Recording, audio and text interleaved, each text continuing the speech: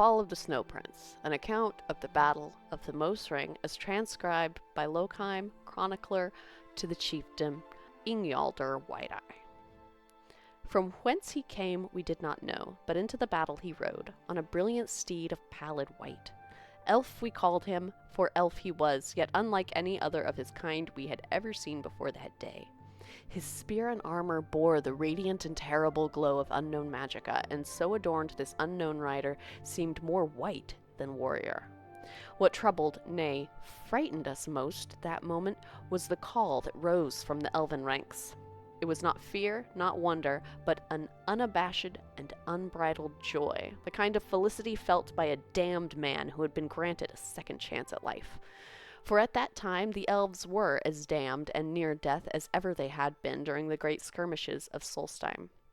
The Battle of the Mosring was to be the final stand between Nord and Elf on our fair island.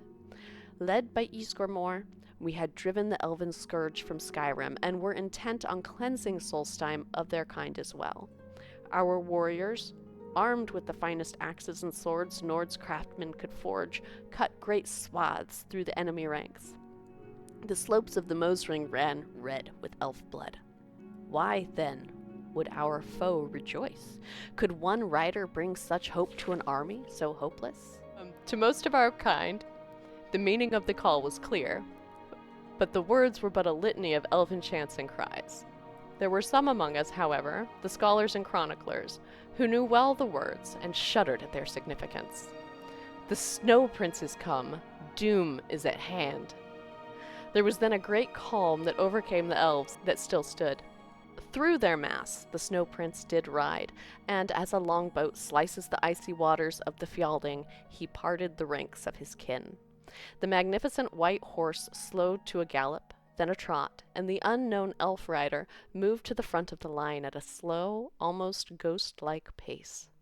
The Nord warrior sees much in a life of bloodshed and battle, and is rarely surprised by anything armed combat may bring. But few among us that day could have imagined the awe and uncertainty of a raging battlefield that all at once went motionless and silent. Such is the effect the Snow Prince had on us all. For when the joyous cries of the elves had ended, there remained a quiet only known in the solitude of slumber. It was then our combined host, elf and Nord alike, were joined in a terrible understanding.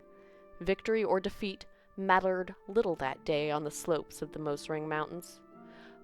The one truth we all shared was that death would come to many that day, victor and vanquished alike. The glorious Snow Prince, an elf unlike any other, did come that day to bring death to our kind, and death he so brought. Like a sudden, violent snow squall that rends travelers blind and threatens to tear loose the very foundations of the sturdiest hall, the Snow Prince did sweep into our numbers. Indeed, the ice and snow did begin to swirl and churn about the elf, as if called upon to serve his bidding.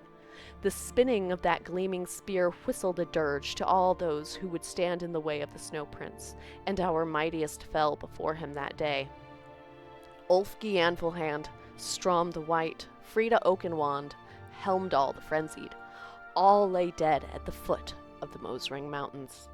For the first time that day it seemed the tide of battle had actually turned. The elves, spurred on by the deeds of the Snow Prince, rallied together for one last charge against our ranks. It was then, in a single instant, that the Battle of the Mosring came to a sudden and unexpected end. Finna, the daughter of Jofrir, a lass of only 12 years and squire to her mother, watched as the Snow Prince cut down her only parent. In her rage and sorrow, Finna picked up Jofrir's sword and threw it savagely at her mother's killer. When the elf's gleaming spear stopped its deadly dance, the battlefield fell silent, and all eyes turned to the Snow Prince. No one that day was more surprised than the elf himself at the sight that greeted them all. For upon his great steed the Snow Prince still sat, the sword of Jofrir buried deeply in his breast. And then he fell, from his horse, from the battle, from life. The Snow Prince lay dead, slain by a child. With their savior defeated, the spirit of the remaining elven warriors soon shattered. Many fled, and those that remained on the battlefield were soon cut down by our broad Nord axes. When the day was done, all that remained was the carnage of the battlefield, and from that battlefield came a dim reminder of valor and skill, for the brilliant armor and spear of the Snow Prince still shined.